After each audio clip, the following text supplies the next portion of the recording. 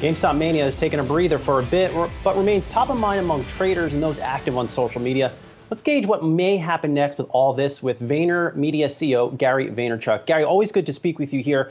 I was thinking last night coming into this segment that a lot of people have been hurt financially. From the sell-offs in a GameStop, off the highs, sell-offs in Bitcoin, you name it. How could they come back financially and even emotionally from suffering those type of losses? I mean, it all comes down to the individual situation. What you hope, Brian, unfortunately, I've heard many stories of the opposite, is that some people took out loans to buy GameStop because they got excited in the moment. And so, I think the Bitcoin sell-offs are minor. I mean, where Bitcoin is right now in comparison, you're talking about normality. I think the GameStop situation was so unique in so many different ways, and how they come back financially and emotionally is going to come down to who they are as a human being. I think the same person that is undereducated and just rides a wave on emotion and hype may be in a vulnerable spot to deal with the downside of that. Others took calculated risks. My hope is that they see the big picture and don't value money enough and are able to move on because they're happy as a human, not worried about an extra dollar in their bank account. Gary, is there a playbook that they can follow, like 3 steps to help improve this or improve their outcomes? Step 1, know what you're doing with your money. There's a lot of places where I've been offered incredible opportunities that seemed on paper, but I just genuinely didn't fully understand it. You have a ton of people right now putting money into the public market, putting money into cryptos, putting money into startups, and really they're chasing the momentum of the conversation that the media outlets are talking about, that social media is talking about, that forums are talking about, communities are talking about.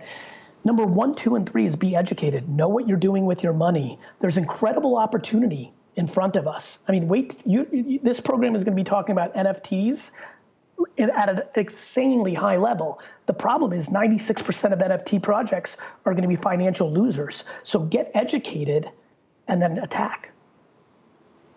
Gary, I want to ask you about NFTs, but I'll ask that next. I want to start though with, so here at Yahoo Finance, we talk about stocks all the time, right? To me, the market seems like the most important thing in the world, but it's not.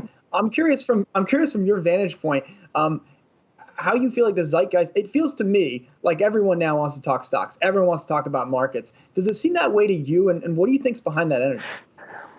I think entrepreneurship had a 10-year incredible run, and we just saw a ton around entrepreneurship.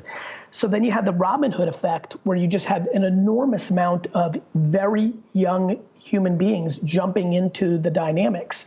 You go to high school today, and more boys and girls want to be entrepreneurs or influencers that monetize off brand deals or start their own products than anything else in the world. Not rap stars, not athletes.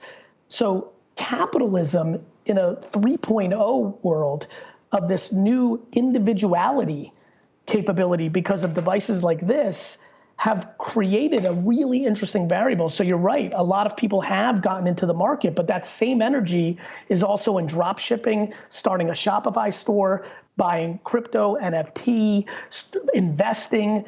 Entrepreneurship, thus investing, has taken over an entire generation. Yeah, it feels like business is the new sports or whatever, however you want to frame 100%, that kind of thing. Because the cost of entry is so low. And the problem is too many people aren't self-aware and don't realize they're not entrepreneurs or investors. And unfortunately, they're going to have to learn that lesson because the market is unemotional and it's going to do what it wants to do, whether you're a billionaire who's upset about Reddit or whether you're a kid that gets caught in an exciting moment but then gets slammed. The market is the market is the market. It has no emotions. It is not picking sides, and people will win and lose on the truth of the end consumer's actions. All right, so let's, speaking of sports, let's talk about NFTs. Tell me what I need to know about Top Shot and just what is going on there, because I'm only 30, but I feel like a boomer when I look at some of this stuff. You know what's so funny? A lot of people are trying to connect their Coinbase to their MetaMask right now, and they're like scared, and I keep making fun of them because I'm like, you made fun of your parents for not wanting to put a credit card into a website 9 years ago, and now you're the boomer. There's a lot going on in NFTs. The digitalization of everything in our society, social currency, the reason people care about a blue check on Instagram is the same reason this is going to be huge.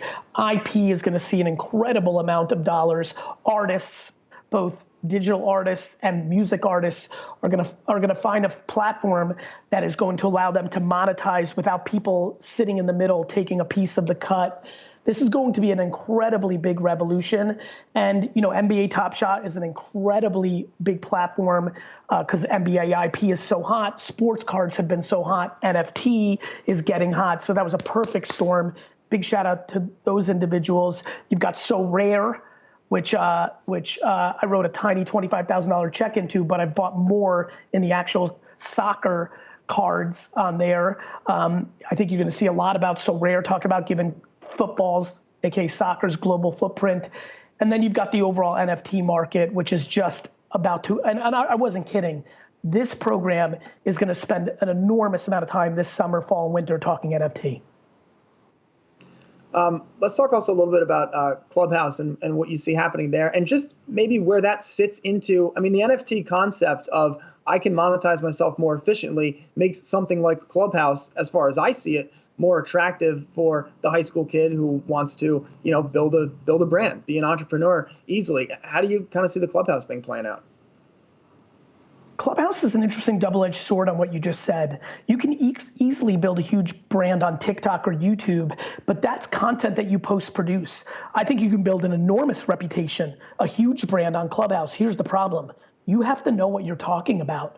I actually see a lot of people that have had decent social media brands getting exposed on Clubhouse for not actually knowing their expertise. And so it may seem like they're doing well because they have a lot of people in the rooms, but meanwhile, behind the scenes, the A players, the real players are chirping about, wait a minute, they don't really know this subject matter, because you can't hide in a live audio environment. So I think Clubhouse is an incredible place to grow your brand and to have things happen. I also think it's an incredible place to lose brand reality because there's more truth in it than your post-produced piece of content that maybe somebody else helped you make. Well said. All right, let's leave it there. VaynerMedia CEO Gary Vaynerchuck, always good to see you. Stay safe. We'll talk to you soon. Cheers.